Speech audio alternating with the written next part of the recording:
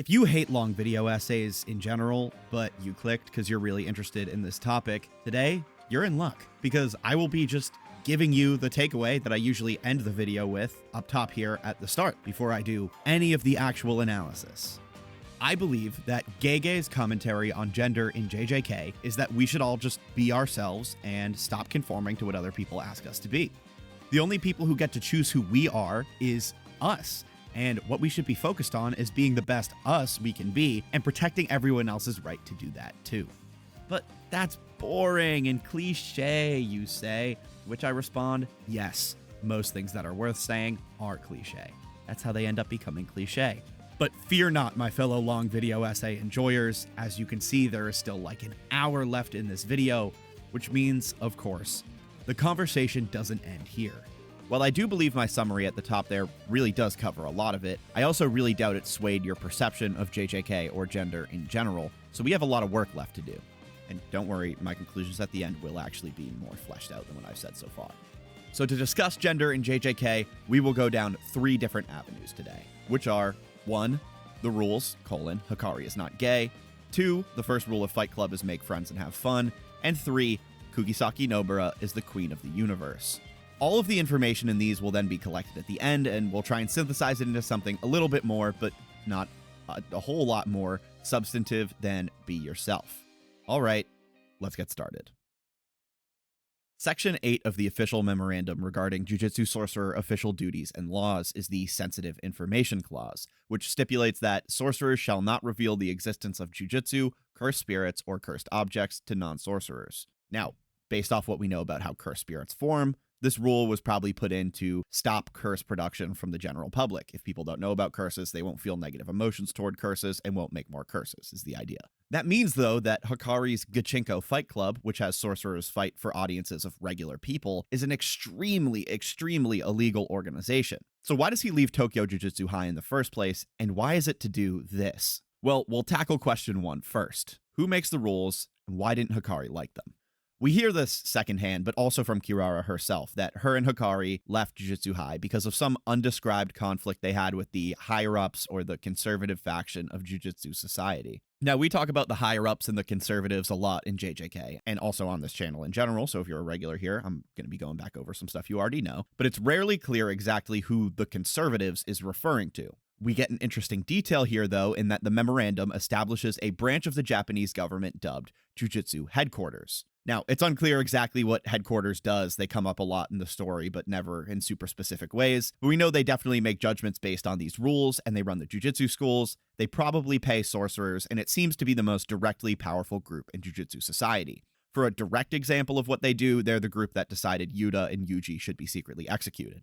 The head of this branch is the Jujutsu Inspector General, who is elected by the Prime Minister upon the recommendation of the heads of the 3 major clans, so ultimately the clans are really the ones who are going to determine the direction of Jujutsu headquarters. That's a lot of responsibilities, so why would these people even care about Hakari and Kirara? The one thing we know for certain is that they don't like their jujutsu, specifically Hakari's jujutsu. Kirara says early on in her fight with Panda and Megami that at least one reason they left is the higher-ups hate modern techniques.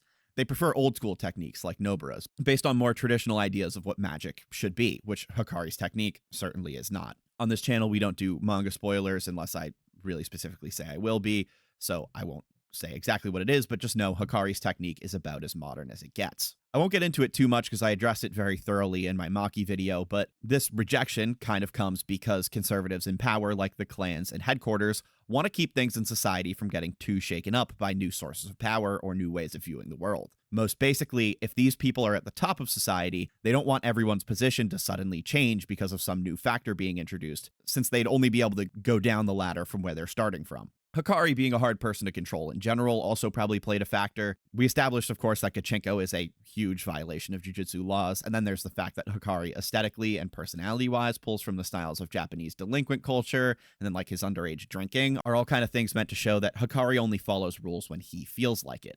So it's possible that beyond his technique, the higher-ups didn't feel they could control Hakari and wanted to muzzle him in some way, which I'll get to in a sec. Then, of course, there's the piece of Kirara being trans.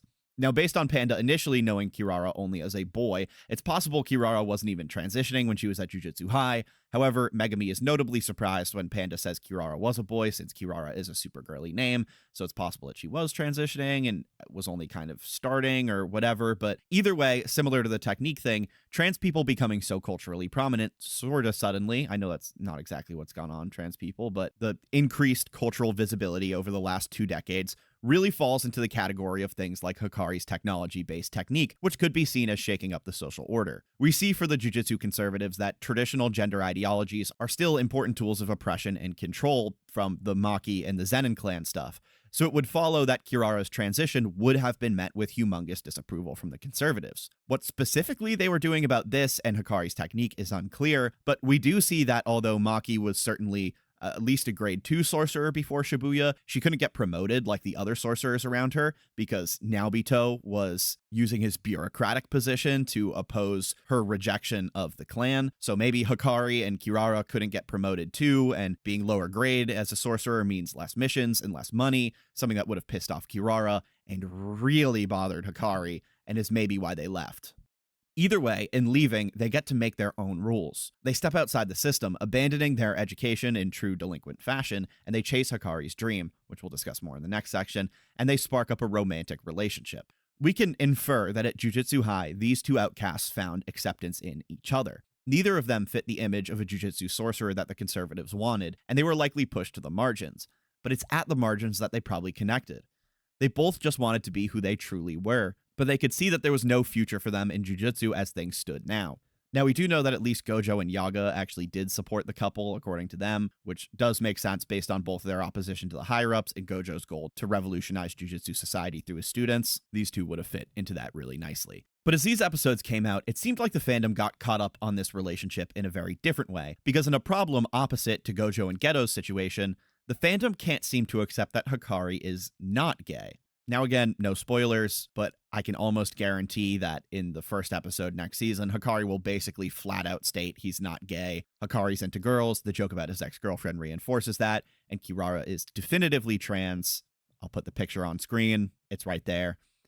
However, people, mostly children I assume, were trying to call him gay or say Kirara wasn't trans because to them, trans women are just men in secret disguises, and so Hakari dating a trans woman would be some kind of woke corruption of the kind of character young anime fans usually adore, which means hyper-masculine, buff, cool guy. Young guys love that stuff, I love that stuff, whatever. Now, what can we say about this? We can definitively say it's an attempt to attack the legitimacy of trans identities. Kirara only brings up questions about Hakari's sexuality for those who don't see trans women as women. At absolute best, maybe this interpretation is just an application of baby playground logic about private parts, which certainly should not define our understanding of something as complex as gender, but there's 12-year-olds in the fandom, hopefully with time. But I really do think that this response tells us a lot about Hakari as a man in a certain weird way. The one thing we've established about Hakari and Kirara for certain so far is they do what they feel is right for them, no matter what society tells them. Though there was surely pressure from Jujutsu society to not transition, Kirara does, because it's who she is and no one's going to take her identity away from her. And though Jujutsu society explicitly does not want him to, Hakari drops out and founds Gachinko because it's a part of his dream. And though traditional definitions of what makes a man masculine would not allow for a strong-willed, tough-talking, brolic, street culture-based crime boss character to date a trans woman, Hakari does, because he doesn't give a fuck how that might affect people's perceptions of him. To him, Kirara is as much a woman as any other. And maybe that's just because he respects trans rights in general, but more realistically, with his personality and his technique, he at least knows what it's like to not be accepted for who you are. So, no matter what society's general perception of trans women is, Hakari can really understand Kirara, and it's only natural that they would find this kind of acceptance in each other. And though many in the fan base couldn't accept it and labeled him gay and whatever, which doesn't even disqualify you from being masculine, but that's a whole other conversation, Hakari proves to embody the kind of self-assurance and strength that we commonly associate with masculine identities simply by ignoring those trying to control his behavior, doing what he wants to do, and loving who he wants to love. Contrary to the title, you just saw the first rule of Fight Club in both the 2004 movie Fight Club starring Brad Pitt and Edward Norton and the Gachinko Fight Club is not, in fact, make friends and have fun. Instead, it is don't talk about Fight Club. quick spoiler disclaimer for about half of Fight Club. I won't reveal any of the major twists, but some of the stuff that happens will be sort of spoiled in this. Now, this rule is added to Gachinko pretty clearly to establish this connection between the two pieces. I mean, obviously, they would definitely want to keep Gachinko under wraps anyway, since it's actually illegal, but the phrasing is obviously a reference to the movie on Gege's part, and it's hardly the only reference to American cinema in this season. Think Maki vs. the Zenin clan with the Kill Bill scene. Beyond the classic slogan and the fact that Hakari runs a fight club in the first place, though, there is a lot to this comparison. Particularly, I'd say the comparison between Hakari and Brad Pitt's iconic character in Fight Club, Tyler Durden. One level of this comparison is external. The two dress similarly, they butt heads with traditional societal powers, they have grand ideas about changing the world, and they present masculinity in a similar way. They're manly men to the core, looking rugged, being buff, and scoring with the ladies. Not bad, fellas. Not bad. The similarities don't stop here, though. They actually are brought onto the scene level. For example, the two scenes where they meet our main characters. You know why they put oxygen masks on planes? So you can breathe. Oxygen gets you high. That clip you just saw was Tyler and the narrator's first interaction in Fight Club, the iconic oxygen gets you high speech, which is, despite how fondly the fan base remembers it, total BS. Oxygen does not get you high, we breathe it all day, we even hyperventilate sometimes, absolutely no effects. If our narrator even thought about what Tyler said critically for one moment, he would have caught the obvious lie, but instead he's won over by Tyler's confidence and charm and his certainty in his ideas, and before he knows it, our narrator is roped into a life-changing spiral alongside him. And I'll be honest, the first time I watched this movie, I didn't pick out the lie either. Yuji, unlike me and the narrator though, not so easily fooled. Hakari leads their talk similarly, proposing a business opportunity to Yuji wherein Yuji could make 1,000,000 yen a day for only an hour of work, but he'd have to pay 200,000 to learn how. Yuji immediately calls out that obvious con because despite Hakari's swag and his power in their dynamic since he's going to be Yuji's new boss, Yuji is self-assured enough to stand his ground and actually think critically about the information Hakari is presenting to him. Also, that's Hustlers University. I just kind of am realizing that in the moment, but Hakari was doing Hustlers University. So that's one scene, and then there's another scene I want to discuss, but to understand it, I think we have to understand Hakari and Durden's deepest connection first, which is their intense conviction in the ways they view the world. Durden's ideas can be best summed up in his iconic quote, "It's not until you've lost everything that you're free to do anything." Durden feels that the world is basically a bad place, that most people in society are mindless drones controlled by capitalism and propaganda, and that all institutions controlling people need to be smashed to pieces. To disconnect from this experience and find oneself, Tyler believes you must face the worst pain you can experience, accept the finiteness of life, and give up on old ambitions and passions in a process he calls reaching the bottom. Once you're there, you're finally free. And no, before someone says it in the comments, he doesn't believe in rebuilding from the bottom. Durden says self-improvement is masturbation, which, among other things, no spoilers, but if you know, you know, tells me that this ideology is about emptying yourself and remaining empty to remain free.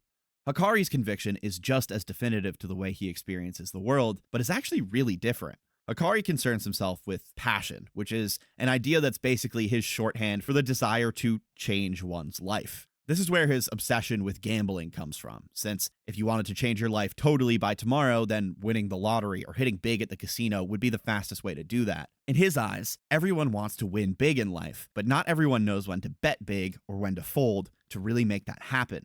Hakari is all about working with people's desire to change, and Gachinko gives him an opportunity to do that by making stars in the sport, operating a huge gambling operation, and changing something fundamental to the Jujutsu world that rejected him, all while changing his life too. For both, these mentalities show a style of absolute judgment that they impress onto the world around them. Durden measures people by their awareness of societal ills, and they're willing to go through pain to escape them, and Hakari by who can light up his passion. But the fundamental difference between the two characters shows up in scenes where that measurement actually occurs. Hazing is a classic way masculine spaces introduce new members into pre-existing dominance hierarchies. Basically, in a lot of spaces, men's social structures still generally have hierarchies of control, even sometimes among friends, especially for kids, think of the group leader memes. And when new participants show up, they kind of have to be slotted into that hierarchy without causing problems for all the people already in there. For example, when new players join a team, or pledges enter a frat, or recruits join the military, they get put through tests and are sometimes bullied by the older, established members so that those members can secure their power in the group. And recruits who can't handle that, or even worse, resist it, are filtered out. Recruits are kind of humiliated and pushed to the bottom of the group by this process and then required to earn respect before they can advance. And down the line, this can also serve as a bonding experience through mutually enforced suffering, connecting recruits to each other and to the experiences of those who went through it before them. In Fight Club, we see the club take on this model in a couple of ways, but most prominent is the commitment test before new members are allowed to join Tyler's house. When they show up, they're left outside without food or water for 3 whole days, during which they're harassed and beaten by members. If they resist, they're out, and if they can't take it, they're out. But if they suffer for those 3 days, they're allowed in as bottom-level members. A similar test of strength occurs between Hakari and Yuji.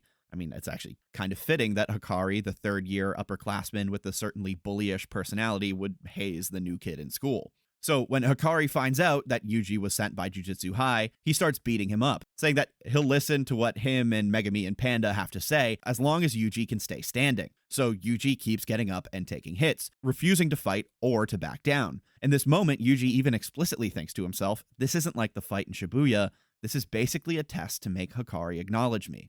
So pretty similar to Fight Club in our other examples there, but the difference comes in how these conflicts are actually resolved. In Fight Club, members gain entry by totally submitting to hazing until they've proven themselves tough enough and obedient enough to endure mistreatment as long as they get into the club. The punishment only stops when they have proven absolute subservience.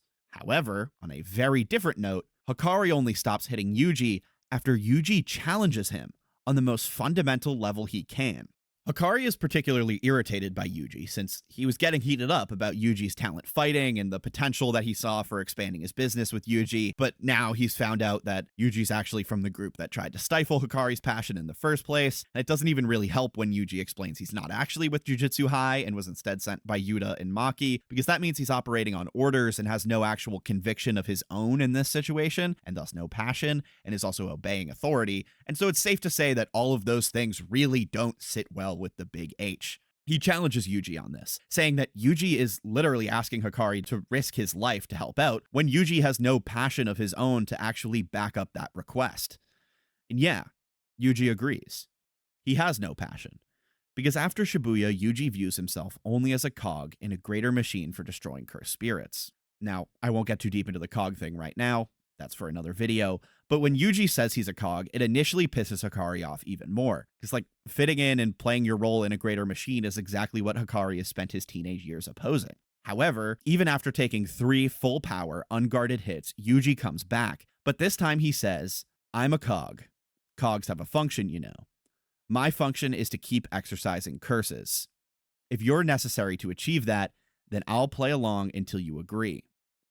Senpai, what is your function? To Hakari, this not only shows a deep, deep passion, even if Yuji doesn't look at it like that, but it also shows a confidence, a strength in his ideas that Hakari respects. It's not just that Yuji has his own way of viewing the world, or that it's one he's willing to pursue even if it means getting hurt really bad, but also that he goes so far as to force Hakari into participating in his worldview. The way Durden measures the narrator, the way Hakari has been measuring Yuji, proves to be something Yuji is doing too, taking the people around him and then squaring them against his way of looking at things. By taking Hakari on in this way, Yuji subverts what we know about hazing rituals like this. He doesn't passively take his beating and obey the authority, but instead he challenges Hakari on the deepest level he has access to. Hakari's strong will and passion are crushed into just another cog in Yuji's great machine, and though it doesn't actually sway his personal stance on things, Hakari's passion is heated up by the pushback. Ultimately, what wins Yuji respect in this masculine dominance test is his insistence on his own identity. Where other hazing rituals seek to break down members and control them, Hakari's is meant to find out if a man can be his equal. His initial reaction to Yuji asking for help is to be outraged that he's being asked to risk his life for someone with no passion. So when he joins the team, Hakari is acknowledging Yuji not as some new underling he can control or someone he's forced to adopt his views, but as someone that he trusts, standing side by side with in battle because he knows that just like him, Yuji has something that he'll never give up on. Nobara and Fumi's friendship started when Fumi was being bullied for having a blue backpack, which stood out against the standard red and black backpacks all the rest of the kids at their school had. Fumi didn't know about the unspoken color code. She just moved in at the start of elementary school, but she was the only kid out of the 19 total students there that didn't match. One day, presumably early on, 2 of the boys throw Fumi's bag up on a cabinet where she can't reach it, and Fumi almost hurts herself trying to get it down until Nobara catches it for her. It's a classic bit of on-the-nose symbolism from Gege here, and it's clear what the point is. The colors show that Fumi is different because she comes from another town, and she's being bullied for that. Now, many of you will have heard this from other JJK creators before, but there's a phrase in Japan that goes, "The nail that sticks up gets hammered down." This saying describes Japanese society, the hammer, enforcing a standard of social conformity on people, the nails, who stand out too much. Especially in comparison to American culture, in Japan, cultural collectivism is really, really prominent. So people there are kind of encouraged to fall in line with societal ideas of appropriate behavior to support social cohesion, and those who don't align are hammered down by pressure from others. Of course, that happens a lot in America too, but it's just more prominent over there. I'm sure you already know where I'm going with this, but for one, the backpack stands out and Fumi is hammered down, and then 2, Nobara's technique reflects this phrase exactly with her hammer and nails, drawing a clear connection between her and this idea for the audience. But why? When Fumi's backpack gets thrown on the cabinet, some kids in Nobara's position would maybe help her out. Heck, they might even become friends with her. But as a teacher, I would say most kids would probably just mind their own business. Associating with a bullying target can really put you in the line of fire, so a lot of times the safest play is to keep your head down and avoid being connected to them as another potential target. But Nobara is not a fit-in and keep your head down kind of person. Not only does Nobara help Fumi get it down safely, she offers Fumi to trade backpacks. Now, I don't think this is about sheltering Fumi from bullying for Nobara. She ultimately gives it back later when she gets bored, but in that moment, Nobara really admires the way the blue bag stands out compared to all the others. We see Nobara dash outside with the bag, beat up the bullies, and terrorize a teacher that tries to get her under control. Now, I'll level with you here. If you haven't been around on the channel, whatever, but people who know, this is the point in the video that's held me up for months on making this. Mostly because I've been trying to kind of transition around this point or color it in more interesting, to be honest, smarter language. But I just can't really figure out exactly what the thing is I want to say. But again, bearing in mind that this is a really stupid version of how we should discuss this, and I probably should have better language for dealing with this, I will say, the thing with Nobara in this scene that stands out is that she is boyish. Roughhousing and yelling and causing trouble are not qualities we typically associate with girlhood.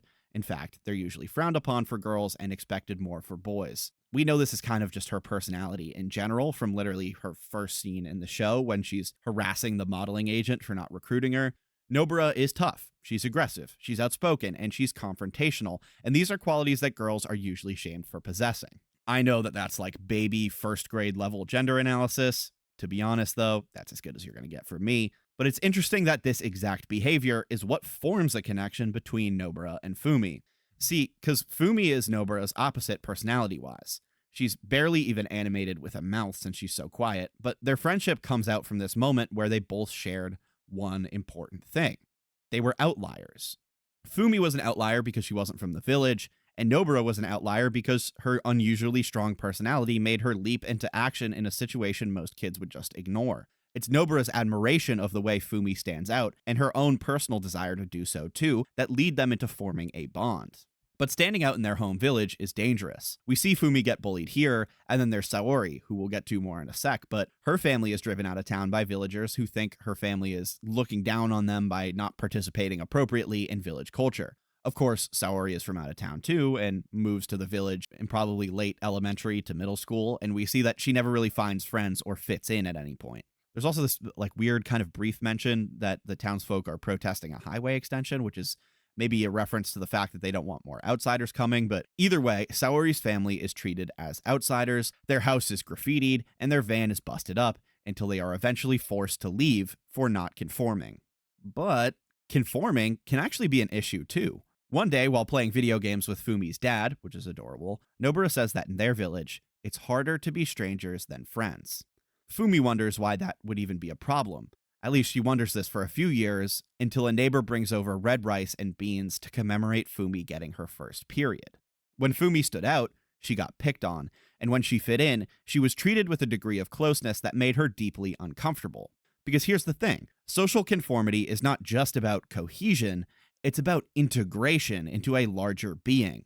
Gege's observation here is that this village, and I think he's saying by extension a lot of Japanese society, seeks perfect harmony through an unhealthy means. Many try to create this community closeness without accounting for the individual boundaries and even identities of the component members of a community, ultimately requiring people to flatten their personalities and accept whatever treatment they must to support the gelling of the group. But that can really hurt the members, especially when they don't naturally fit into that kind of environment. To be corny, the nail that sticks out the farthest has to get hammered down the hardest. But Nobara finds the girls a refuge from this one day, a place she calls their new secret hideout, which just so happens to be Saori's house. Saori takes the girls in, and the three bond really strongly. Saori and Fumi being from out of town, and then Nobara's rambunctious personality being kind of out of place, means they're all outcasts. But at Saori's house, they create a space where they can truly belong. Every day, they hang out, they have tea parties, eat sweets, watch movies, and just generally have a good time together. But Fumi notes that Nobara and Saori are much closer. These two develop a really strong bond in this time, and I think it's kind of hard to pin down exactly why that is, but I did notice something on rewatching for this video that was actually corroborated by some small details from later in the manga. In the scene following the harder to be strangers than friends quote, Fumi says, "Sometimes Nobara would say things you wouldn't expect from a child," the harder to be strangers than friends thing, and then, thinking back, those were probably things she picked up from someone else, like her mother maybe. Bear with me for a sec here. Besides the fact that her grandma taught her jujutsu, we don't know a lot about Nobara's home life, but it's probably safe to say Nobara didn't get along with her family based on her being so okay with leaving for Tokyo, and then also, we'll talk about the seats metaphor in a minute, but they don't occupy any of her seats. Fumi specifically then calling out this connection to Nobara's mother here is definitely a hint from Gege that maybe Nobara's mom felt similar to her about the village and left Nobara behind for the same reasons. It's a bit of a stretch, but two things. One, like I said, this will be mentioned very vaguely right at the end of the story. No spoilers, but there's something kind of offhandedly said about this that gives it some weight. And then two, authors don't say things for no reason. This is something we talk about all the time on this channel, but authors have to choose to include every single detail in a story that they end up including. They're making it up after all. So it's no mistake Fumi makes mention to Nobara's mom specifically. This is like classic Gege. It's a little vague breadcrumb that lets us dream up our own possibilities, so he doesn't have to explicitly explain everything, but gives us kind of the things to connect the dots on our own. I think I'm going to do a video comparing the writing styles of AOT and JJK pretty soon, so I'll get more into that then, but this is very much in his style to do. And so our connection here is that Saori has a similar vague, messy family situation to Nobara.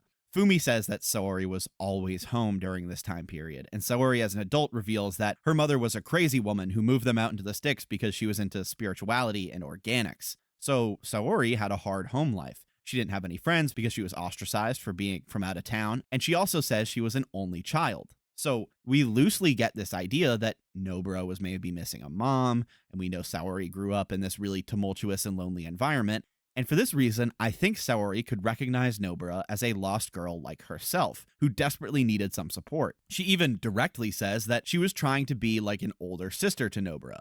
So Saori was kind of able to be this role model and caretaker that she was lacking, and create a safe space where she could allow Nobara to grow into herself more comfortably. But Saori isn't just a stand-in support in general. It's very important that they both have mommy issues specifically because Saori ends up being a particularly feminine role model for Nobara. Fumi notes that Nobara suddenly takes an interest in braiding hair and says that Nobara's speech grew softer and it felt like she started to become more refined as she continued to hang around Saori. Something interesting about Saori is that Nobara first describes her as being as cute as a doll and as kind as a nun, two phrases which are uniquely feminine and which apply very strongly to gender ideals for young girls. I guess the idea here then is that Saori is kind of the ideal little girl from a societal perspective, where we know Nobara is really not that at all, but Saori gives Nobara access to what that kind of mental space is like. Saori becomes the warm, feminine mentor Nobara never had, that Saori herself maybe never really had, letting Nobara feel okay to lower her tough exterior and embrace that version of girlhood. And it's also really important that that doesn't come under any pressure from Saori. It's not like Saori is making her act like this. She's kind of just inviting Nobara into a new way of conceiving her identity. Now, this traditional or stereotypical idea of gender is something that we've generally problematized up to this point in the video. So how do we square this with our ideas from the Hakari and Kirara section? Well, I guess we can say that for right now, we see two sides to Nobara. There's the rambunctious, hot-headed, and tough, more masculine side, and the into fashion and beauty, sweeter, softer, feminine side. Of course, we're being so very reductive and stupid, but you get the idea. These supposedly opposing sides of Nobara's character come into conflict for us during the Kyoto Sister School exchange event in her battle with Momo. As they fight, Momo is kind of giving this lecture to Nobara about women's role as jujutsu sorcerers, similar to the Hakari and Yuji mentorship dynamic thing going on first year, third year, whatever. And as a part of that, Momo says, "You think being a jujutsu sorcerer is all about strength, don't you? That's only for men. Even if they're strong, women have to be cute or they'll be undervalued. The opposite is true too. They don't demand strength from female jujutsu sorcerers. They demand perfection." And she goes on to talk about how Mai is in an even worse pickle because she's from the Zenin clan. Essentially, Nishimiya is saying that women have to conform to certain societal ideas of beauty and proper conduct, and that women jujutsu sorcerers are given no exception to this, no matter how powerful they might be. They have to balance proper presentation and strength at all times, or they'll consistently be undervalued. To which Nobara responds, "What makes us obligated to meet such perfection or such absurd demands?"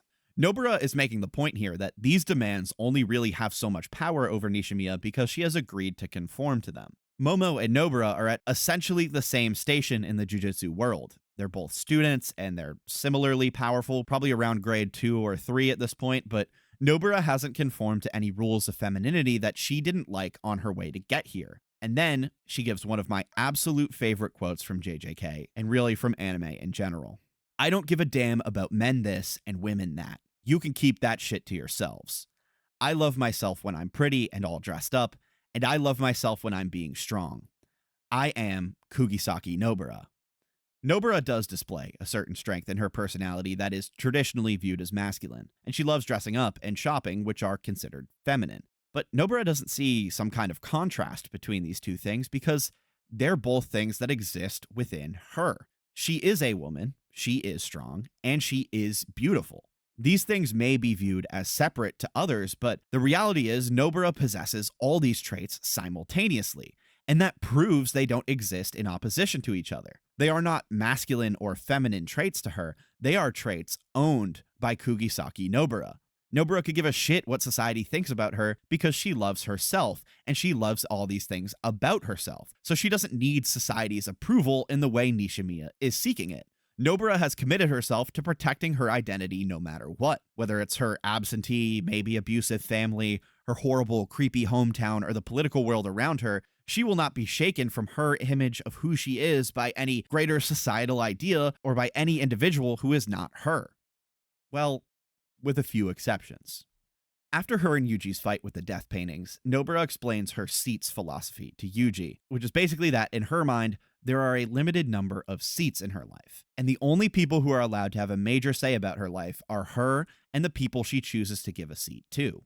This conversation, of course, comes up again after Mahito delivers the final blow in Shibuya, and we see her whole backstory play out. The backpacks, Saori's house, Saori leaving, and Nobara setting the goal to follow her to Tokyo no matter what.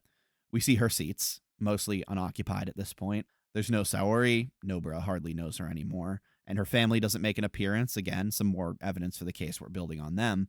There's just 2 couches for her friends from Jujutsu High, who accepted her, trained with her, and became a better family than she ever had, and 1 across the room, just for Fumi. In her initial description of the seats in Season 1, Nobara says, "There are only so many open seats in my life, and I don't want to let my heart be swayed by anyone who's not sitting in one of them." So these are ultimately the people she's ended up with.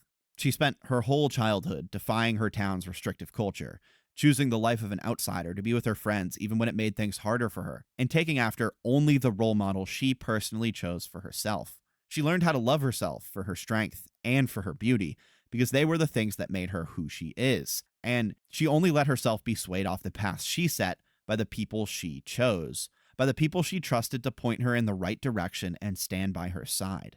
And so ultimately, the last words that she ends up leaving us with in this moment, life wasn't so bad, tell us that all that struggling she's done to find herself in a world that wanted her to abandon her dreams, fit in, and accept being another nail hammered into place was absolutely worth it, if only to meet the great friend she met and live as Kugisaki Nobara for the time she has. I'm called again to be perfectly honest and say I don't really have a great idea of how to properly end this, especially given the introduction, but here's basically where I've landed. So yeah, in the end, I do truly just believe that the commentary on gender Gege makes in Jujutsu Kaisen is, or can at least be boiled down to, be yourself. But I hope that doesn't necessarily feel unsatisfying given the breadth of ideas we've explored about what that can actually apply to. Firstly, right, we see it as a form of political resistance. Hakari is not accepted by the Jujutsu world because his technique is too modern, and Kirara is not accepted because her gender identity doesn't conform with the gender hierarchy we see as so important to the conservatives.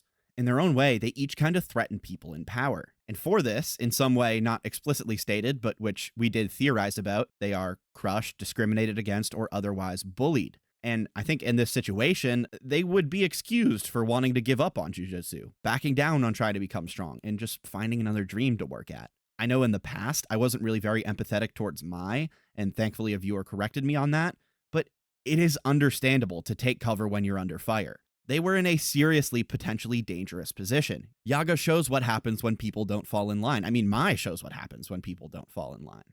But these two didn't back down. They stand by each other, they stand by themselves, and they live outside of society's expectations of kids like them. They're true juvenile delinquents, but that's not a flaw for them. They have a strong bond, and they are strong people. The Jujutsu world is what's wrong for rejecting them. They hadn't done anything wrong, and we see how Jujutsu society comes crawling back the second it needs them, albeit by proxy of another group of outcasts, but still the point stands. The world did not account for Hakari and Kirara, so they left the world behind, living outside the law to find a place where they could truly belong. They stuck by themselves, by their identities, and in doing so, they resisted the corrupt power structures of the Jujutsu world. Yuji shows us something similar by resisting the subjugation usually enforced on men trying to enter into new masculine spaces. Traditionally, hazing is done to break men down and make them easier to incorporate via control, but that's not what JJK is about. Hakari is looking for pushback and only accepts Yuji when he gets it. Hakari reverses the role of our big manly man in charge by accepting the competition, and in doing so points out that in other hazing rituals, the kind of prostration and obedience to authority we observe runs counter to our understanding of what being a man is all about. Being a strong man, being a strong person, is about your ability to stand strong against whatever forces come your way. And as we explained, Hakari really deeply knows this. So Yuji standing up for himself and for his ideals is the exact kind of thing Hakari is looking for.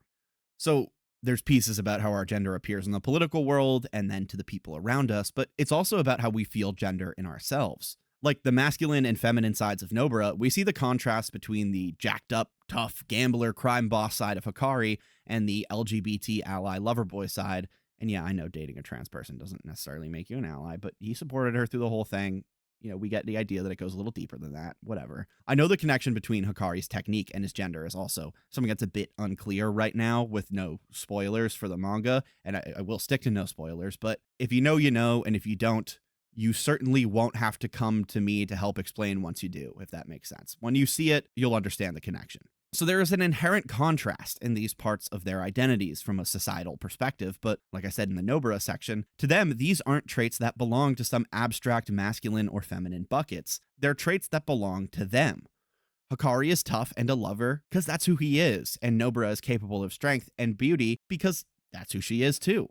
I don't exactly know how to put this, but it's like the classic saying about how things only become cool because cool people do them. Right? A lot of the things Prince or Michael Jackson did were considered pretty feminine, but they've had this incredible lasting impact on our conception of what masculinity can be because they were the ones doing them and they were like each the fucking man at the time.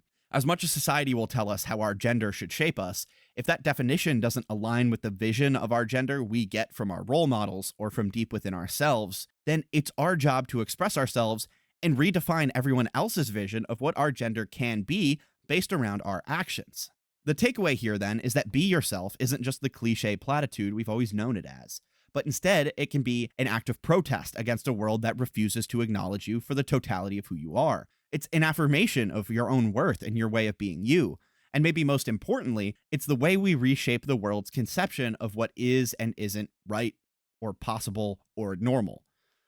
To build a world that treats us the way we want it to, or more realistically and probably accurately, that will one day treat the next generation how we would have liked to be treated, we have a responsibility to impose our identities onto the world and leave an impression in our shape that fundamentally changes the shape of things around us forever. To be super corny again, we have to be the nails that stick out and refuse being hammered down with all our strength so that hopefully one day we break the hammer itself. I think there are a lot of ways that this stuff comes up in JJK, a lot of times outside of gender. I'll talk about some of them in chill time in just a second, but for the main body of the video, that's gonna have to be as clear of an answer as you'll get from me, at least for now. So for my main video watchers, thank you for stopping by. I hope to see you again soon. My next video will likely be about our current cultural obsession with epics and why I think JJK is an example of this, so subscribe if you're interested in that. I'll be talking about the Odyssey and the Dune movies a little bit. And if you want to be done now, it's been great having you. I'll see you later. However, for chill time enjoyers, let's talk about some stuff. Okay, we have made it into the chill time section of this video, which you'll probably notice based on how much time is left in the video is going to be really short today.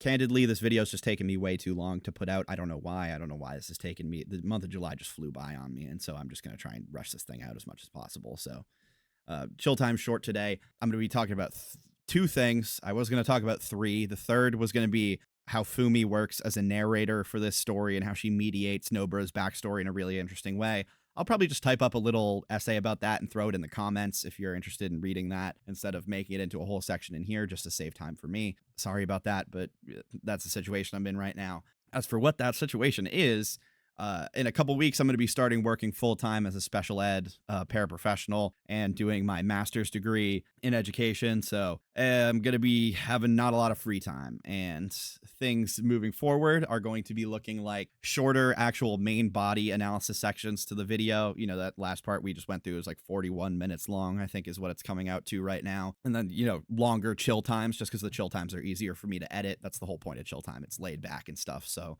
yeah, expect a lot more of this kind of informal conversational style moving forward. In terms of what we're talking about moving forward, I believe I mentioned at the end of the video there that I was thinking about doing an Odyssey video. I was filming that section right after I watched the Odyssey, so I was really passionate about it. I really fired up. I don't know how much I'm going to have to say about that, but I do think I have some interesting points to make about the comparison between like what an epic is and how I think JJK fits into that definition, its connection to the Odyssey, and how I think epic stories are kind of playing a big role in like the current American cultural moment. I could definitely make a video about that. There's another option here that's on the table that I thought of. The other option here is I could make a video about Avatar Korra. I kind of thought about this one while I was writing this video, but this one would be talking about why I don't think people in shonen anime and in American cartoons are or have historically really done a great job about writing stories that surround girls where the conflict isn't explicitly related to feminism. Of course, feminism is one of those big overarching societal ideas like politics, where it's like, can you say anything's not related to politics, right? Like, I don't think so. Can you say anything having to do with people is not related to feminism? Technically not, but you know what I mean? Like, feminism isn't the main point of a girl's story. Why those stories aren't as well received, why people aren't writing those stories and stuff. So I think that would be a fun video.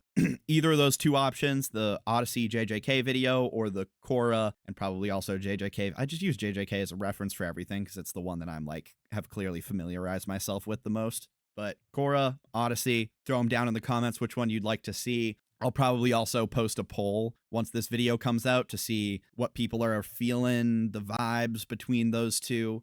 You know, choose either one you want. Also, as for the follow-up to the Power in Politics in JJK video, I am kicking that down the road until right before Season 4 comes out. So I think we'll figure out when Season 4 is going to come out pretty soon. There's like I think there's a JJK announcement event coming up. So whenever Season 4 is about to come out, expect that video. The reason I'm pushing it off is because I like what I did last time with the video right before Season 3 came out, because it kind of summarized a lot of my thoughts about all the seasons previous that were going to pertain to season 3. I think season 3 is very politics focused, as you can see with Hakari and Kirara and the Zenin clan stuff, Higuruma, all that really falls into that politics zone. I think the next upcoming arcs of the show are going to be very much more based in more like ethical kind of religious stuff. We'll see. I'll talk about more in a sec, but that's going to be my like big piece on Yuji and Mahito and all that. So I think that's going to become more relevant moving into season 4. So I'll summarize all of that right before we go into season 4. I hope that's okay.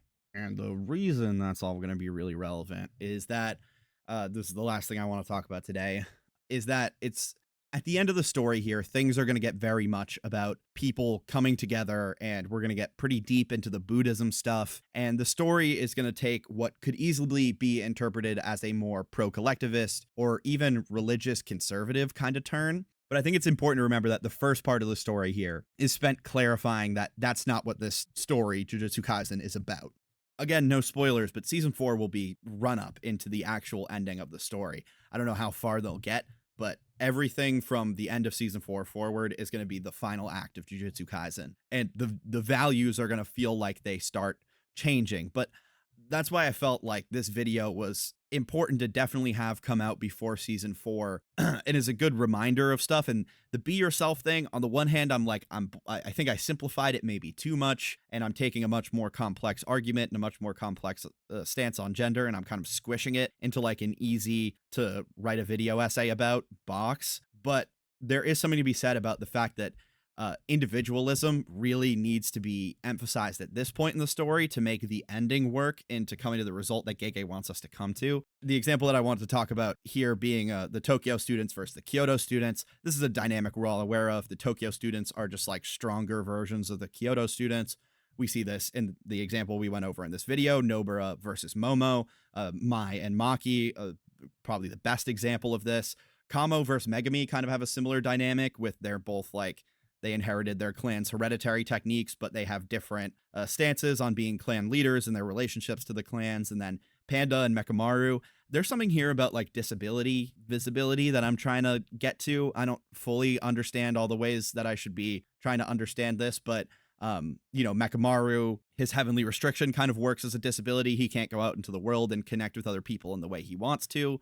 But at the same time, Miwa offers to come visit him, and he rejects that because he feels shame about the way he is in his current state. And his arc ends up being, about him trying to get a regular body like other people. But we see him go up against Panda, who is, he doesn't have a regular body. He's not a regular person, but he is kind of a person in his own unique way. But he doesn't feel shame about the way he looks, about the way he exists in the way that Mekamaru does. And that's kind of something that Panda tries to encourage him out of during their fight. So there's something there about Panda kind of insisting on his identity and his right to be in the world and be with other people that Mekamaru has this weird complex about. And then, Toto's the one who breaks the rule because he's nuts and he was trained by Yuki. So he's a very special exception to the mentality that's going on in Kyoto. But we see that in Kyoto, they're teaching them bend to social norms, follow the rules, stay on the beaten path, and, live your life as a sorcerer in a way that doesn't reject the rules and standards that we've set up for what sorcerers should be. Whereas Gojo and Yaga are teaching the kids a lot more self-expression, a lot more creativity, a lot more of embracing their identities to find their own individual strengths. I think to them, identity and self-definition are the keys to creating your power as an individual sorcerer. And that's kind of corroborated by what we know about how individual techniques work and how individual domain expansions and different expressions of techniques are. And so ultimately, it is your individual personhood that gives you power in this world.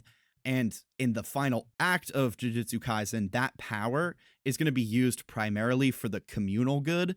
That's already kind of what's happening, but even more so, it's going to be, let's all come together and combine our power and work together. And, we're stronger together than we are apart, that kind of thing. But it's important to understand before we get to that moment that's going to feel very collective, that all of that strength is rooted in individual development and self-expression. So the first part of JJK sets up how important it is to work on yourself as an individual, impress yourself on the world as an individual, not let the world tell you who to be, really turn into the best version of yourself. And then this final part of JJK is going to be about how all of our individual best selves can come together to create something better. That's kind of the direction we're going in.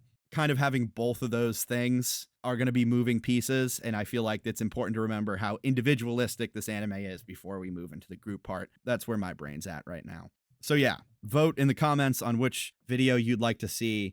Let me know what you thought of this one. Shout out to those of you who made it to the end. Yeah, as always, thank you so much for watching. You guys are the best. Video hopefully soon before the school year starts. I really want to. We'll see if I can pull it off. But yeah, that's it for now. Sorry that chill time was an absolute fucking mess. This is the ramblings of an insane person. And have a good lunch. You're probably watching this eating lunch right now. Have a good lunch. Peace.